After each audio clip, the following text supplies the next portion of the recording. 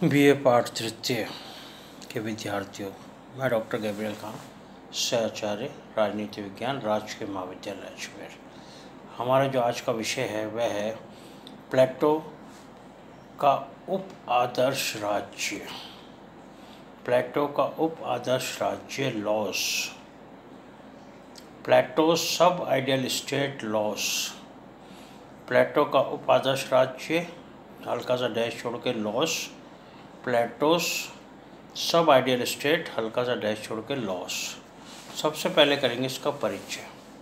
Loss प्लेटो का अंतिम ग्रंथ है।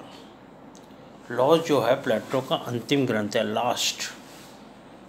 जितने भी ग्रंथ लिखे प्लेटो ने उसमें सबसे आखिरी ग्रंथ जो है वो लॉस है, जो उसने अपने जीवन काल के संध्या काल में लिखा था। अपने जीवन के संध्या काल में लिखा था, मतलब जब वो मृत्यु के नज़दीक था, संध्या काल में लिखा था। और जिसका प्रकाशन उसकी मृत्यु के पश्चात, मृत्यु के 1 वर्ष बाद 347 ईसा पूर्व में हुआ था। उसका प्रकाशन कब हुआ लॉस का? प्लेटो की मृत्यु के 1 वर्ष बाद 347 ईसा पूर्व में हुआ था। 347 बिफोर क्राइस्ट, 347 बिफोर क्राइस्ट ईसा पूर्व में हुआ था। लॉज में प्लेटो ने आदर्श एवं व्यवहारिकता का समन्वय करके उप आदर्श राज्य की रूपरेखा तैयार करने का प्रयत्न किया था। उप आदर्श राज्य में क्या किया, लॉज में क्या किया प्लेटो ने? लॉज में प्लेटो ने आदर्श एवं व्यवहारिकता का समन्वय करके, आदर्श और व्यवहारिकता का समन्वय करके उप आदर्श राज्य की रूपरेखा तैयार करने का प्रयत्न किया था। रूपरेखा तैयार करने का प्रयत्न किया था किसकी? व्यवहारिकता और आदर्श और व्यवहारिकता दोनों की रूपरेखा तैयार करने का प्रयत्न किया था। लॉज में वर्णित राज्य, लॉज में जो वर्णित है राज्य आदर्श एवं व्यवहार का मुख्य बिंदु था। लॉज में जो वर्णित राज्य है वो आदर्श और व्यवहारिकता दोनों का मुख्य बिंदु था। यह आदर्श तो नहीं था, परंतु आदर्श के निकट था। आदर्श तो नहीं था परंतु आदर्श के निकट था। वस्तुतः आदर्श से जितना अधिक लगाव प्लेटो को था, वास्तव में आदर्श राज्य, आदर्श राजा, तो ये कहा गया कि वास्तव में जितना अधिक लगाव प्लेटो को आदर्श से था, उतना संभवतः अन्य राजनीतिक चिंतकों को कभी नहीं रहा। जितने भी राजनीतिक चिंतक हुए, जितने भी राजनीतिक विशेषज्ञ हुए, जितने भी राजनीतिक विचारक हुए, उनको आदर्श से इतना अधिक लगाव नहीं रहा जितना कि प्लेटो को था। इसी कारण लॉज में वर्णित राज्य को उसने आदर्श के अधिक से अधिक निकट रखने का प्रयत्न किया है। इसलिए लॉज में जो उसका राज्य है, प्लेटो ने उसमें लॉज का जो उसका राज्य है उसमें आदर्श को अधिक से अधिक निकट रखने का प्रयत्न किया है। आदर्श को लॉज जो है उसमें जो राज्य है उसके अधिक से अधिक निकट रखने का प्रयास किया है। बारकर के शब्दों में, बारकर के शब्द आ रहे हैं, बारकर विद्वान हुए, उनके शब्दों में इन्वर्टेड कॉमास में लेना। प्लेटो का मानना था कि यदि एक दार्शनिक शासक का कॉमा लगा के जो कानून के बिना, फिर कॉमा, कानून के स्थान पर शासन कर सके, प्रशिक्षण नहीं कर सकता, तो स्वयं कानून को ही दार्शनिक क्यों ना बना दे, तो स्वयं कानून को ही क्यों ना दार्शनिक बना दें तथा एक ऐसे दार्शनिक विधि संहिता का उद्घोषणा तथा एक ऐसी विधि संहिता दार्शनिक विधि संहिता की उद्घोषणा क्यों ना कर दें जिसे सभी राज्य मानकर चलें, जिसे सभी राज्य मानकर चलें। इन्वर्टेड कॉमास बंद कर लेना। बारकर ने क्या कहा? बारकर ने क्या कहा कि प्लेटो का यह मानना था कि यदि एक दार्शनिक शासक का, जो दार्शनिक शासक है उसका, यदि एक दार्शनिक शासक का जो कानून के बिना कानून के स्थान पर शासन कर सकता है, कानून के बिना और कानून के स्थान पर शासन कर सकता है, प्रशिक्षण नहीं कर सकता तो स्वयं प्रशिक्षण नहीं कर सकता तो स्वयं कानून को ही दार्शनिक क्यों ना बना दिया जाए। दार्शनिक शासक के स्थान पर स्वयं कानून को ही क्यों ना दार्शनिक बना दिया जाए, कानून को सर्वोपरि क्यों ना कर दिया जाए। दार्शनिक शासक के ऊपर कानून को क्यों ना लाया जाए तथा एक ऐसी दार्शनिक विधि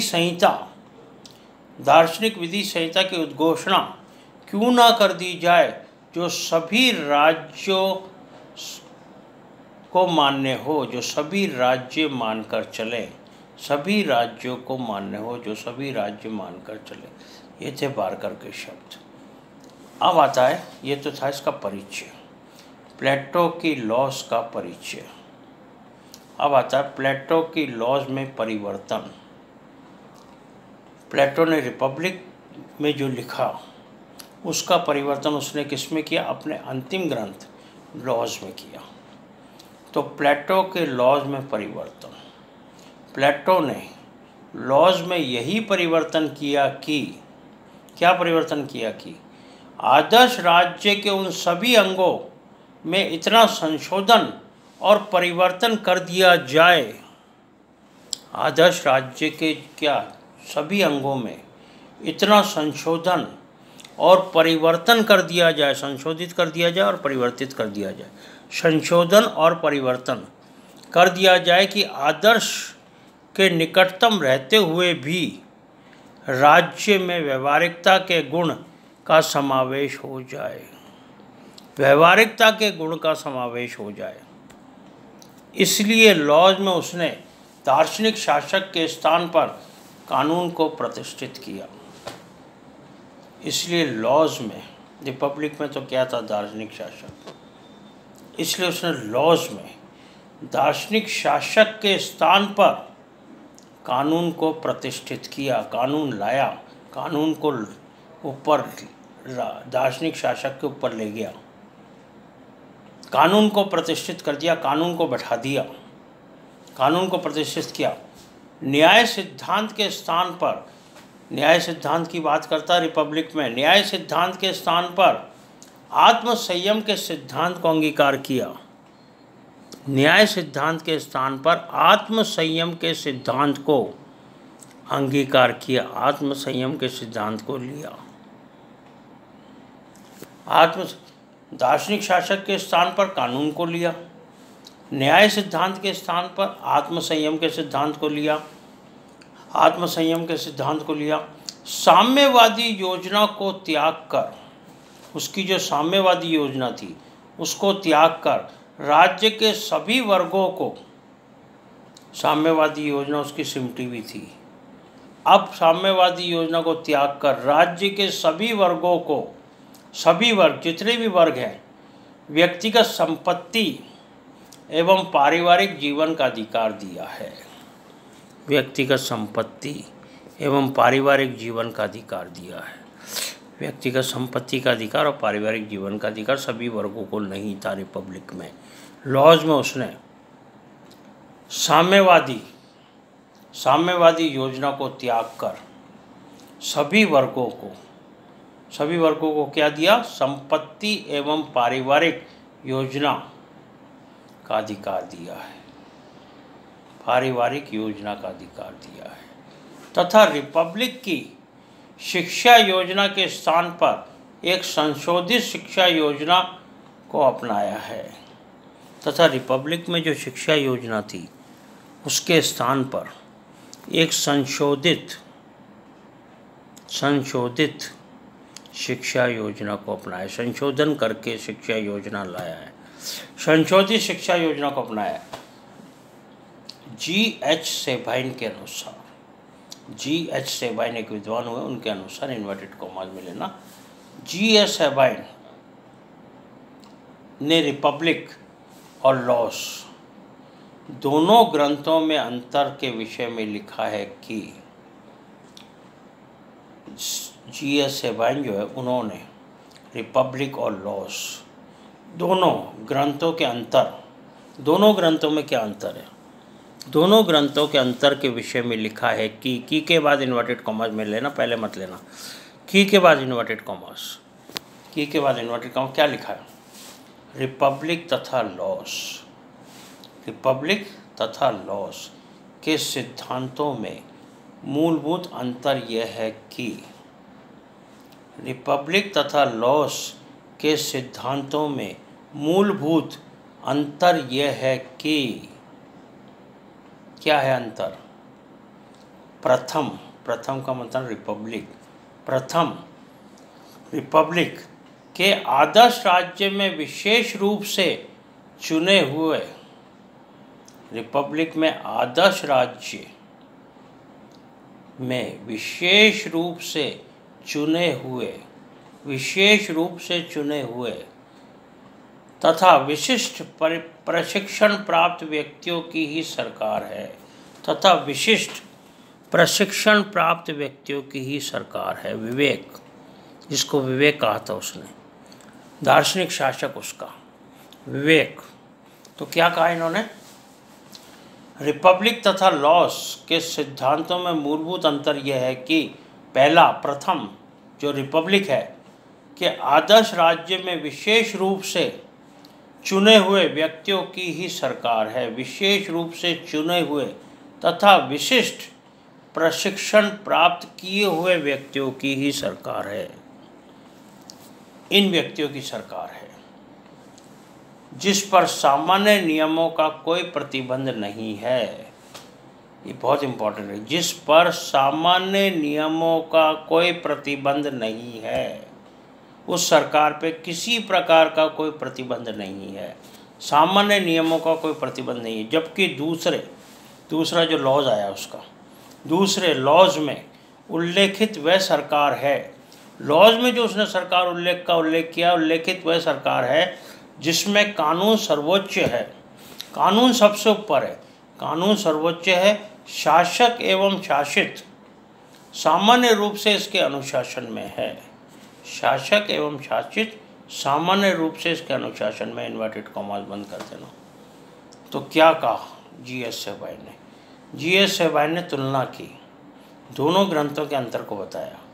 उन्होंने कहा पहला ग्रंथ जो है, पहला ग्रंथ कौन सा, रिपब्लिक, पहला ग्रंथ जो रिपब्लिक है उसमें आदर्श राज्य के विशेष रूप से चुने हुए एवं विशिष्ट प्रशिक्षण प्राप्त किए हुए व्यक्तियों की ही सरकार है, जिसमें सामान्य नियम का कोई प्रतिबंध नहीं है, सामान्य नियम का कोई प्रतिबंध नहीं। परंतु उसका दूसरा जो लॉज है उसमें क्या किया उसने, उसमें जो उसकी उल्लेखित सरकार है, जिस सरकार का उसने उल्लेख किया है, उल्लेखित सरकार है, उसमें कानून सर्वोपरि है, कानून सबसे ऊपर है, शासक भी कानून के अधीन है, कानून सर्वोपरि है, शासक एवं शासित दोनों ही, शासक एवं शासित सामान्य रूप से इसके अनुशासन में है, सामान्य रूप से इसके अनुशासन में है।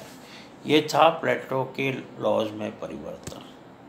अब आता है प्लेटो के उप आदर्श राज्य की प्रमुख व्यवस्थाएं या सिद्धांत। प्लेटो के उप आदर्श राज्य, सब आइडियल स्टेट की प्रमुख व्यवस्थाएं, सिस्टम्स या सिद्धांत, प्रिंसिपल्स।